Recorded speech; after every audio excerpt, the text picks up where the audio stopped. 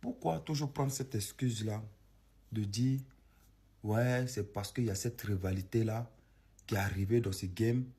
Du coup, ça ferme la porte à d'autres rappeurs. C'est pas vrai.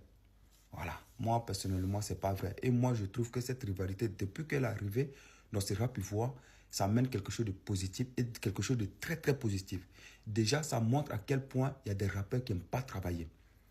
Déjà, ça montre à quel point il y a beaucoup de rappeurs en Côte d'Ivoire qui sont des fainéants et qui ont beaucoup de lacunes. La musique, c'est un domaine très, très difficile. Donc, aujourd'hui, si vous voyez Imra et Didi B sont au sommet aujourd'hui, c'est parce que ces deux rappeurs-là rappent. Ces deux rappeurs-là travaillent, désolé. Ces deux rappeurs-là bossent. Imra, il vient de loin. Imra, il a bossé comme un malade pour en arriver là. Qu'est-ce qui empêche aux autres rappeurs de faire pareil?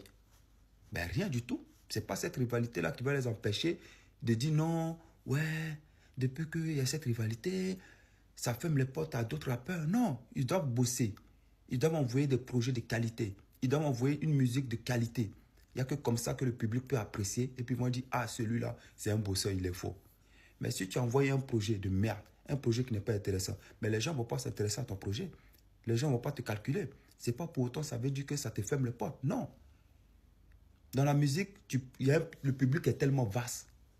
Le public est tellement vaste. Donc, du coup, à tout moment, tu peux trouver ton public. Mais ça reste quand même un milieu très, très, très compliqué.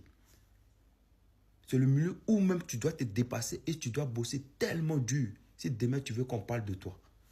Donc, arrêtez de trouver l'excuse de cette rivalité-là pour venir dire que non, ouais, depuis qu'il y a cette rivalité, ça ferme la porte à plein de rappeurs. C'est pas vrai. C'est pas vrai. Voilà. Les rappeurs doivent bosser aujourd'hui. Regardez, par exemple, je prends l'exemple de Elon. Il nous a envoyé un projet, un album. Et après ça, il y a quoi? Rien. Après ça, il n'y a rien. Ton album, tu as envoyé, ok. Le public n'a pas adhéré, il n'y a pas de souci. Tu retournes encore au studio, tu frappes là-dedans. Tu continues jusqu'à ce que le public va se dire, ah, ce gars-là, il lâche pas. Mais tu amènes un album. Il n'y a rien, de spécial qui est sorti dans cet album. Et après, tu restes dans ton coin.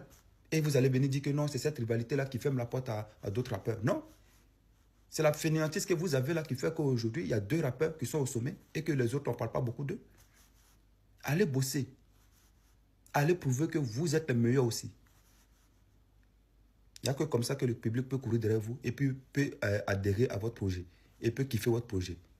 Donc arrêtez de prendre cette excuse de rivalité qui est arrivée aujourd'hui dans ce game-là. Non, c'est une rivalité saine, une très très bonne rivalité et moi je trouve que c'est très très intéressant.